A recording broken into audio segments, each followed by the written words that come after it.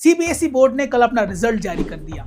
इसमें बिहार का परफॉर्मेंस क्या रहा है, कितने पायदान पर हम हैं, बच्चों का परफॉर्मेंस क्या रहा है और इसके आधार पर कैसे क्या रणनीति बनाना है, पेरेंट्स को किस विद्यालय में नामांकन लिया जाए, सारे बिंदुओं पर हम चर्चा करेंगे। जी हाँ, नमस्कार पटना। कल सीबीएसई बोर्ड ने अपना रिजल्ट जारी किया है। अगर पासिंग परसेंटेज की बात की जाए पेरेंट्स, तो लगभग 89% बच्चे जो है वो पास आउट हुए हैं। बिहार की हम बात कर रहे हैं, पास किए हैं उसमें।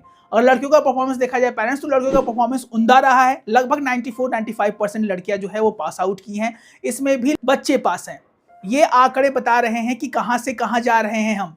अगर 2021 से लेकर 2025 के आंकड़ों को देखा जाए, उनका अवलोकन किया जाए, तो लगभग हमारा पासिंग परसेंटेज 91-92% रहा था। लेकिन 2026 आते आते हमारा पासिंग परसेंटेज लगभग 89% हो चुका है पेरेंट्स। ये कहीं ना कहीं बता रहा है कि कहीं कहाँ गलती हो रही है और इस गलती पर अंकुश लगाना, इस गलती पे अंकुश लगाना कितना ज्यादा जरूरी हो चुका है।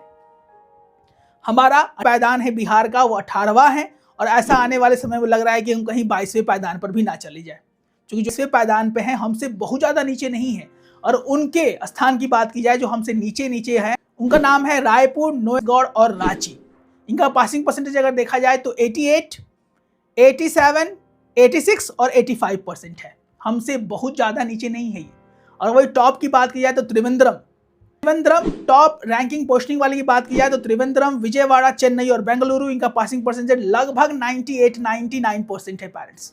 तो ये चीजें इंगित करती हैं कि बिहार और पटना का पासिंग परसेंटेज कितना धीरे धीरे कम हो रहा है, हम कितने निचले पायदान पर जा रहे हैं। इस समय अपने ज्ञान चक्षु को खोलना सबसे ज्यादा जरूरी हो जाता है। अब आइए हम बात करें कि बिहार में स्कूलों का परफॉर्मेंस क्या रहा है।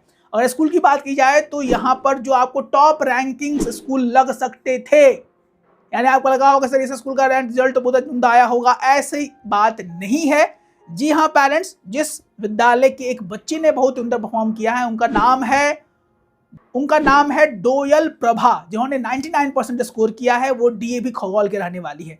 उनके जब इंटरव्यू लिया गया हिंदुस्तान पेपर में, इसको बहुत ही प्रमुखता से छापा गया है।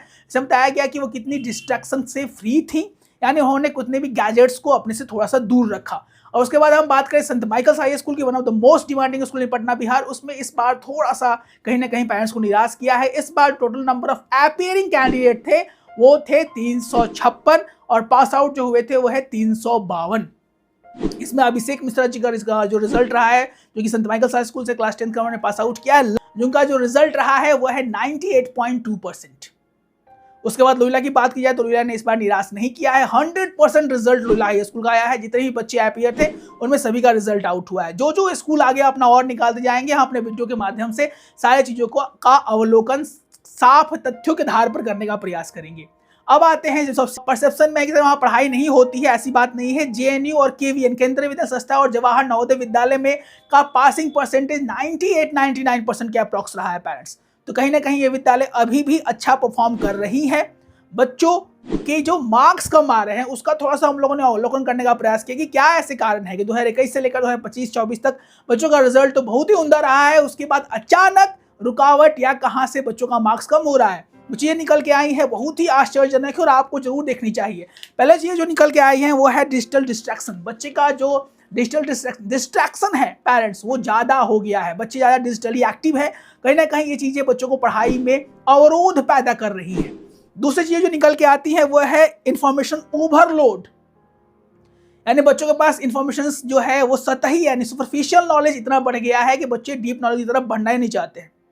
बच्चे अपन व्हाट्सएप यूनिवर्सिटी के आधार पर या कुछ कहीं कहीं देख कर सोच लेते हैं कि हमें ये पूरा इन्फॉर्मेशन मिल गया है, जो कि रिजल्ट्स की तरफ साफ इशारा कर रहा है कि उनका रिजल्ट्स क्यों नहीं आ रहा है। इन्फॉर्मेशन जो है ओवरलोड है, सुपरफिशियल नॉलेज ज़्यादा है, डिजिटल डिस्ट्रैक्शन बहुत ज़्यादा है, प्रैक्टिस कम है, टाइम मैनेजमेंट बहुत कम है और कहीं ना कहीं इन सब कारण मिलकर ही बच्चों को मार्क्स डिग्रेड कर रही हैं। आने वाले समय में सीबीएसई बोर्ड ने अपना एक न्यू करिकुलम बनाया है। उस करिकुलम में साफ साफ बता दिया गया है कि रट्टू तोता बनिएगा तो रिजल्ट और आपका डिग्रेड होगा, और वो दिन भी दूर नहीं जहां अपने आप को 22वें पायदान पर पाएंगे, और उससे भी नीचे आता तो नीचे आने की संभावना हो सकती थी।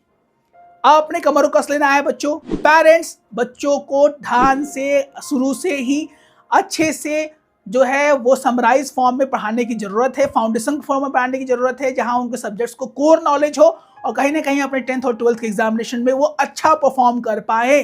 क्योंकि आने वाला जमाना रट्टू तोता का नहीं है, आने वाला जमाना है बच्चों के डीप नॉलेज को इंक्रीज करने का, जिसका न्यू 3 क्लास से ही रखा जा चुका है। एआई और बहुत सारे ऐसे कोर एरिया है जिसको सरकार ने इम्प्लीमेंट कर दिया है। अब हमें और आपको मिलकर हमें अपने बच्चों के न्यू को उम्दा करना पड़ेगा। ये रहा हमारा शॉर्ट सा डॉक्यूमेंट्री। यहाँ हम लोगों ने बताने का प्रयास किया क्या अमुक कारण हो सकती हैं और क्या पेरेंट्स के और ऐसे तरीके हैं जिससे हम बच्चों को इंप्रूव कर सकते हैं। ऐसे उम्दा कंटेंट के लिए हमारे चैनल सर जी पटना को जरूर सब्सक्राइब करें। जय हिंद, जय भारत।